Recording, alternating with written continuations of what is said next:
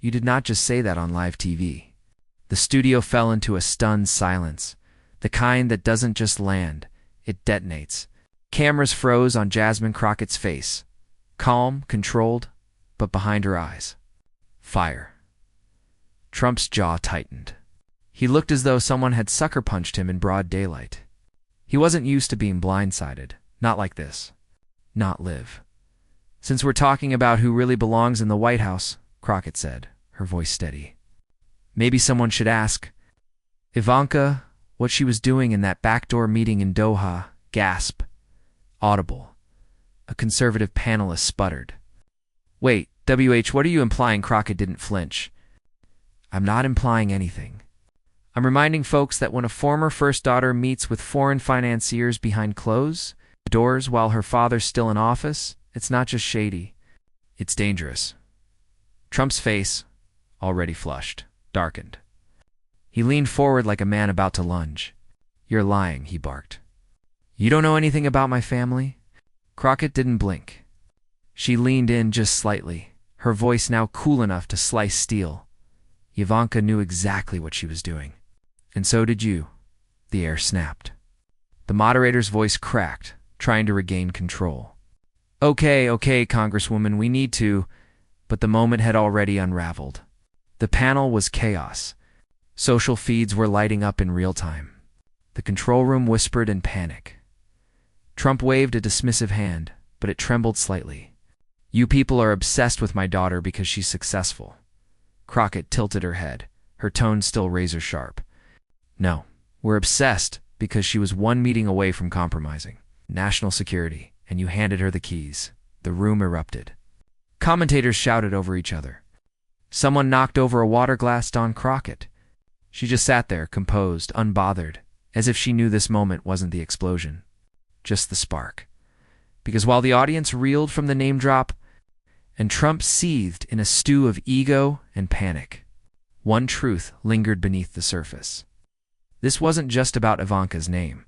It was about what Ivanka allegedly did next, and that's what sent Trump over the edge, before the gasps, before the headlines, before the internet lit up with hashtags and stitched TikToks of Jasmine Crockett's mic drop moment.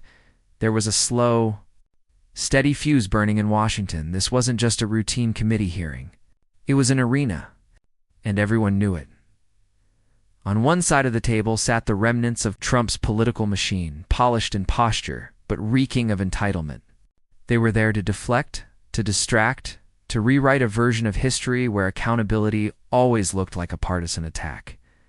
On the other side sat Representative Jasmine Crockett, relatively new to Congress, but already building a reputation as the one who didn't play nice with power. Crockett didn't come from dynasties. She wasn't polished by prep schools or groomed by think tanks. She came from courtrooms and community halls, where justice wasn't an abstract debate, it was survival. That day, the topic was supposed to be ethics in public office. But everyone in the room knew that was code for one thing. Trump, the former president's name, hovered like a storm cloud over every exchange. His defenders were loud. His critics were louder.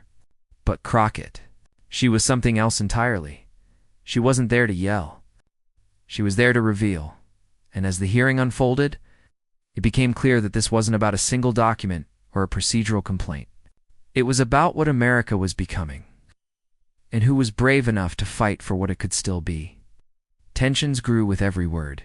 Trump allies puffed up with false indignation, spinning tired lines about witch hunts and persecution.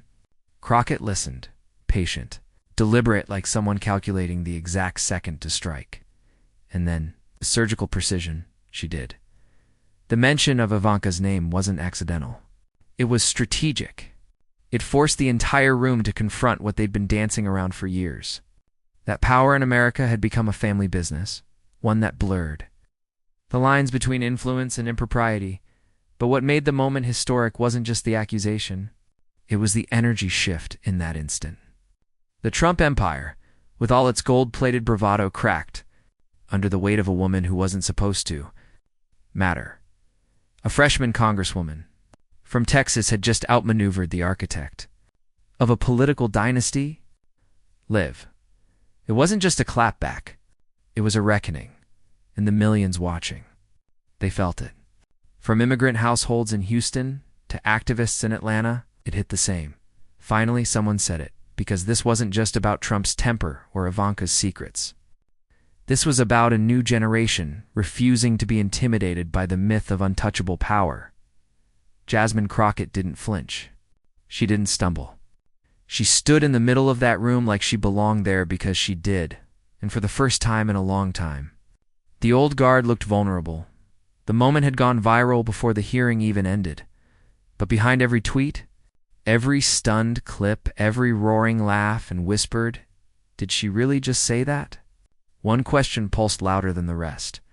But who exactly is Jasmine Crockett, and why was Trump so afraid of her words? From the moment Donald Trump descended that golden escalator in 2015, the message was clear. This wasn't politics, it was pageantry, and he was the star. He built an empire not on quiet competence, but on spectacle. Loyalty wasn't earned, it was demanded. Obedience wasn't a preference, it was the price of proximity. And if you weren't family, you were disposable. But even within his carefully constructed world of yes-men, one name stood apart: Ivanka. She wasn't just the favorite child. She was the brand extension, the polished surface meant to soften the sharp edges of his chaos. She smiled while he shouted. She whispered while he raged. And for years the strategy worked behind every erratic tweet storm. Every ethics violation, every shredded norm. There was always Ivanka calmly curated, strategically placed, permanently untouchable, or so it seemed. Because what the public saw was always only half the story. In Trump's White House, family wasn't just present, it was embedded. Jared Kushner wielded international influence with zero diplomatic training.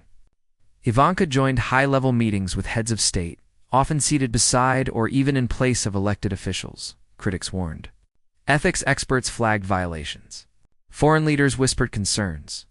But the response from Trump's camp was always the same. She's family. Trust her. Trust her even when classified intel was discussed behind closed doors. Trust her even when foreign banks gained access after private dinners. Trust her even when her trademarks were fast-tracked in countries where human rights barely existed. Trump didn't just blur the lines between business and politics. He set them on fire. But behind the scenes, the cracks were forming. Reports surfaced quiet at first of Ivanka attending off-the-record meetings in the Middle East deals. Documents, diplomatic conversations with no clear oversight.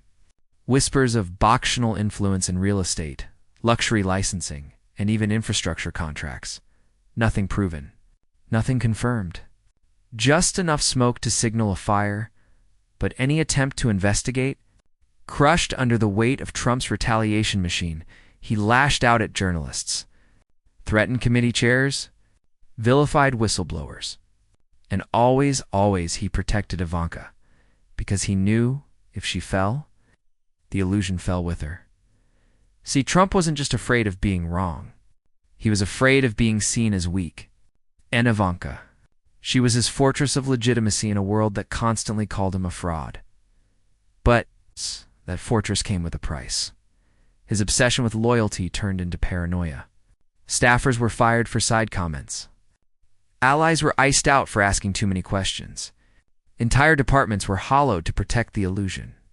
And through it all, Ivanka remained untouched, unscathed, elevated, until Jasmine Crockett spoke her name. For Trump. This wasn't a political jab. It was sacrilege. Crockett hadn't just challenged his policies, she'd pierced his illusion. Because in that one moment, she said what millions had whispered for years, Ivanka wasn't a passive bystander. She wasn't just the daughter, she was a player. And if she had secrets, then he had something to hide. Trump's empire had always been built on contradictions, wealth without transparency, power without restraint, family without accountability. But Crockett didn't care about the pageantry. She didn't care about the media spin or the manufactured glamour. She cared about the truth and who had been allowed to operate above it for too long. The timing couldn't have been worse for Trump. With investigations mounting and his 2024 ambitions under fire, The last thing he needed was her, a congresswoman with no filter, no fear, and nothing to lose, putting Ivanka's name on the record. And the way she did it? Calm/unapologetic, precise. It wasn't an outburst. It was a surgical strike. Trump's fury wasn't just about what she said. It was about what it represented. That the walls were no longer thick enough. That the dynasty was no longer untouchable. That the truth was finally catching up, and the world was watching, because when Jasmine Crockett uttered that name, the myth cracked. And behind the polish and press photos, people started seeing what they were never supposed to see. That behind the empire was just a man, vain, fragile, cornered. And yet while Trump tried to silence everyone, Jasmine Crockett wasn't just anyone. Jasmine Crockett didn't come from legacy. It didn't inherit a name or a network. What she carried into Congress wasn't wealth or political capital. It was something harder to build and impossible to fake: lived experience. Born and raised in St. Louis, Missouri, she came of age in a world where black girls were expected to shrink, to be quiet, compliant, unseen. But Jasmine never bought into that. She was too curious, too sharp, too unwilling to let injustice pass without naming it. Before she ever stepped into the halls of power, she walked the cracked sidewalks of underserved neighborhoods. And when the spotlight wasn't on her, she was still doing the work, representing protesters arrested in Ferguson, standing beside families broken by the criminal justice system, and walking into courtrooms where justice often wore a mask. She didn't just study civil rights law. She lived it, breathed it, battled through it, while others built their resumes with endorsements. Jasmine built hers with scars, and that's exactly what made her dangerous to people like Trump. When Crockett first ran for office in Texas, she didn't get handshakes from corporate PACs or platitudes from party insiders. She got doubt, questions, resistance. She's too outspoken, they whispered. Too bold. Too. But that's exactly what her district needed. And more importantly, what America was craving. A leader who didn't mold herself to power, but reshaped power with her presence. In Austin, she made waves fast. Not because she was loud, but because she was clear. On policy. On people. On principle. When others hedged. She named names. When others dodged. She leaned in. And when the Texas GOP tried to silence her, she walked out. Literally. In 2021, Crockett joined the now famous Democratic walkout that stopped a restrictive voting bill dead in its tracks, showing the nation that courage wasn't a press release. It was a decision. That moment got her noticed. But it wasn't just defiance that set her apart. It was what followed. In hearings, she spoke with surgical precision. Her legal training showed in every exchange, dissecting bad faith arguments with calm, devastating logic. While others chased headlines, she chased truth. She didn't shout. She didn't perform. She executed. By the time she arrived in Congress, Jasmine Crockett had already built a reputation as the one Republicans didn't want to go up against, not because she was hostile, but because she was unshakable. You couldn't rattle her. You couldn't bait her. And no matter how wild the circus got, she kept her center of gravity rooted not in ego, but in purpose. And that purpose was always crystal clear. Speak for the people who never got invited into the room, the single moms, the wrongly accused, the overlooked, overworked, and underpaid, the ones who kept America running, even as America tried to ignore them. But Crockett couldn't be ignored. Not when she walked into a chamber full of suits and spoke with the authority of someone who had earned every seat she'd ever taken. Not when she challenged the old playbook with a voice that said, "We're not asking anymore." Her presence wasn't performative, was disruptive in the best sense of the word. She was the woman who made arrogance uncomfortable. The kind who could deliver a takedown in one sentence without raising her voice. The kind who'd been underestimated her whole life and used every second of it as fuel. And on that day, in that televised hearing, with Trump's allies circling the wagons and pretending the emperor still had clothes, Jasmine Crockett didn't flinch. She knew the stakes. This wasn't about scoring political points. It was about exposing the rot, lifting the curtain, reminding America that power doesn't protect the powerful unless we let it.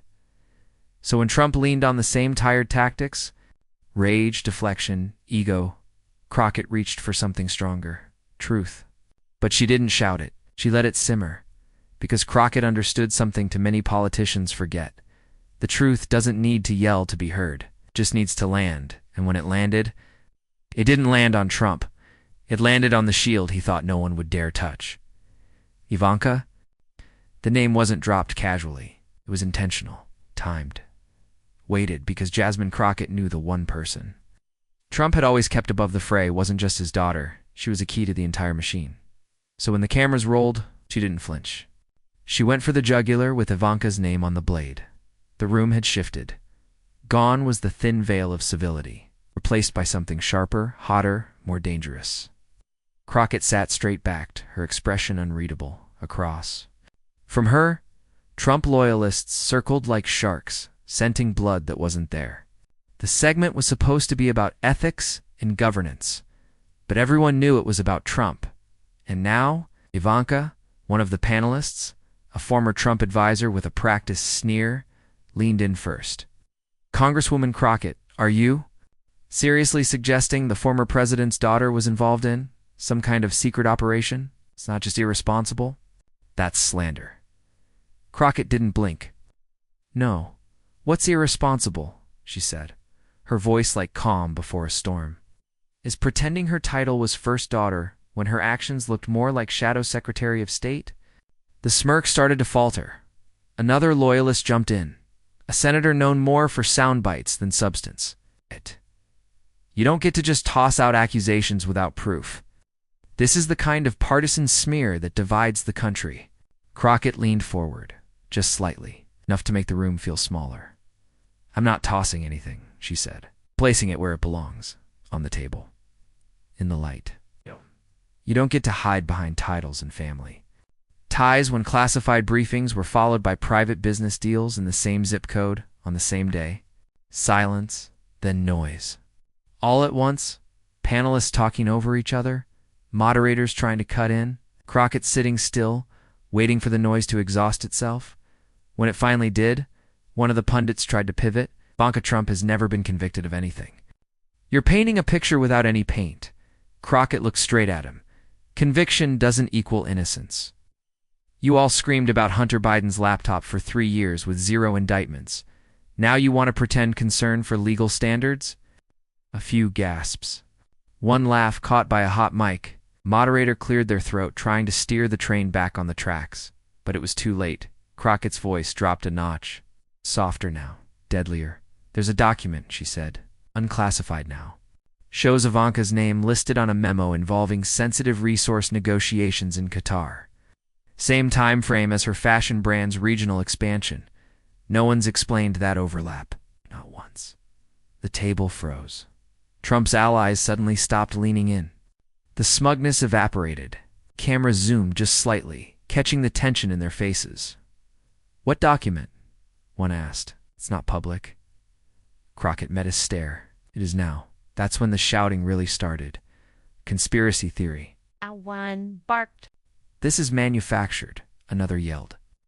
Why are you even bringing this up? But Crockett didn't raise her voice. She didn't need to. Because now, they were flailing, and she was just getting started. The American people have watched for years as this family turned public office into private opportunity. But every time someone tried to pull back the curtain, they were told, don't go there. That's his daughter. That ends today. Asterisk, the moderator stepped in, voice trembling with forced authority. Congresswoman, we need to let's take a moment here. This isn't the place to litigate classified claims, Crockett interrupted. Not with volume, but finality. You're right. This isn't the place to litigate. It's the place to tell the truth. The panel erupted again, voices clashing, trying to drown her out.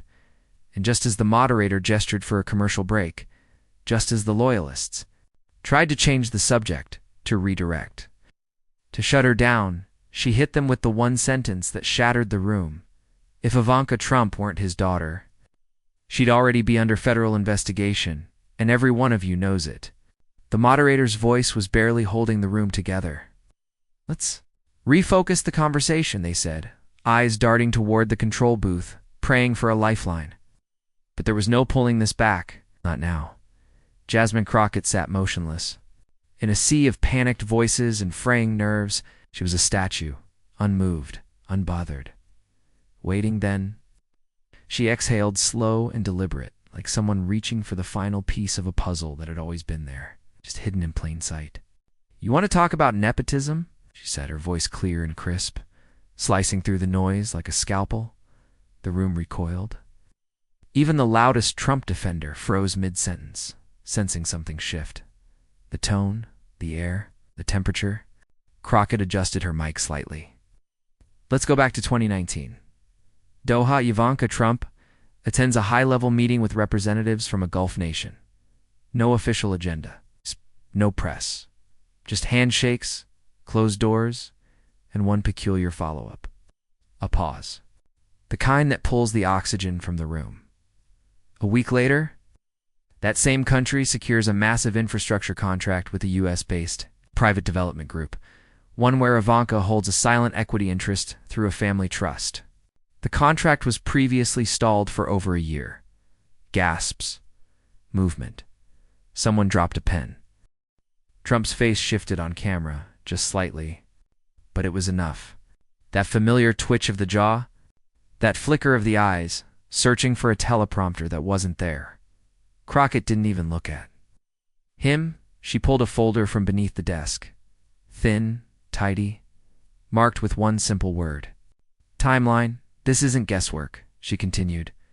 "These are transaction dates, meeting records, and a signed memorandum of understanding, all dated within 12 days of Ivanka's courtesy." The moderator interjected.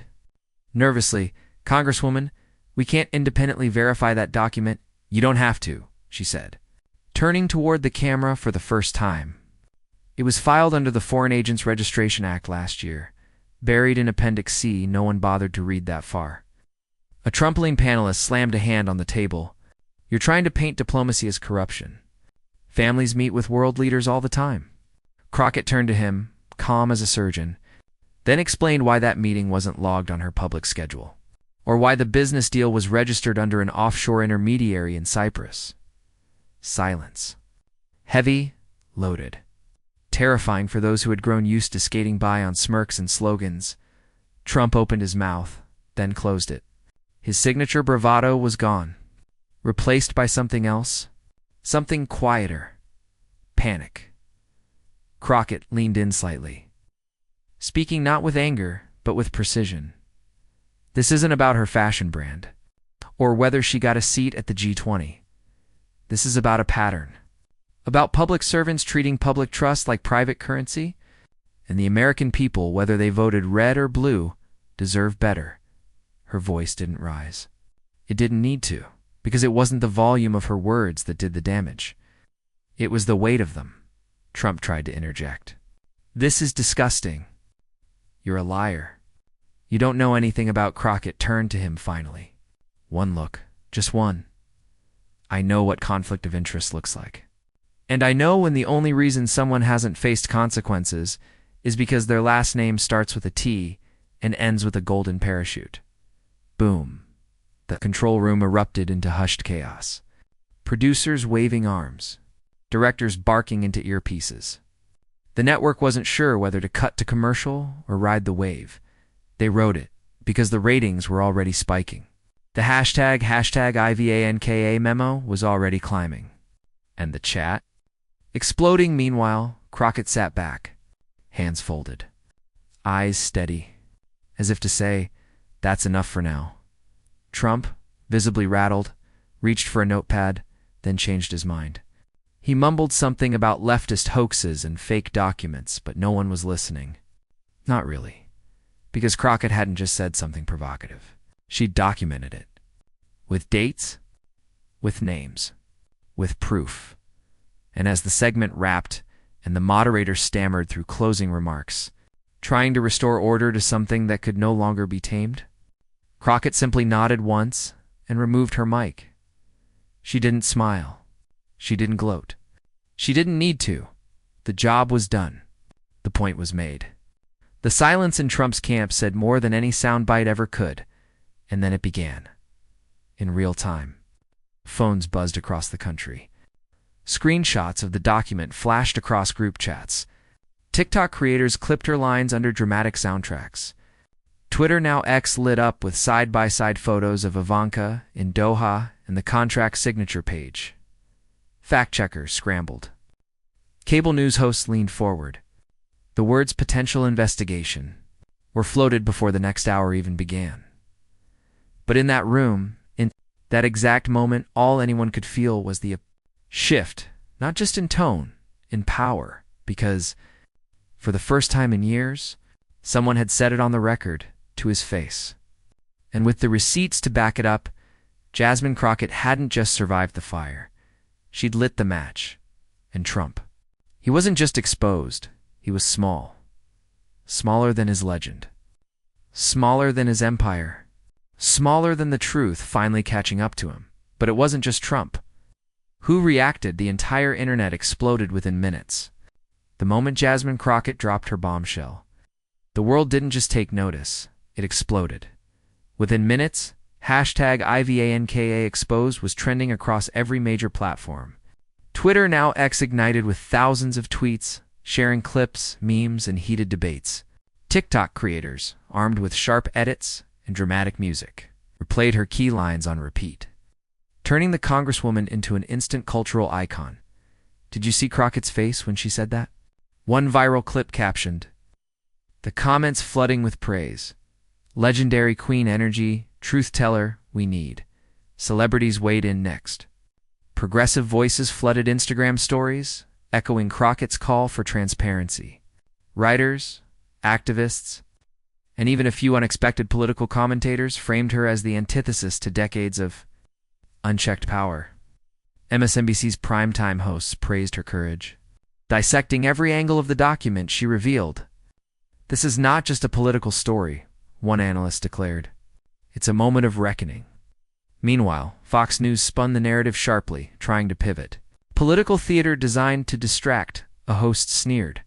Yet another Democrat smear campaign, but even some longtime conservative commentators admitted the optics were troubling.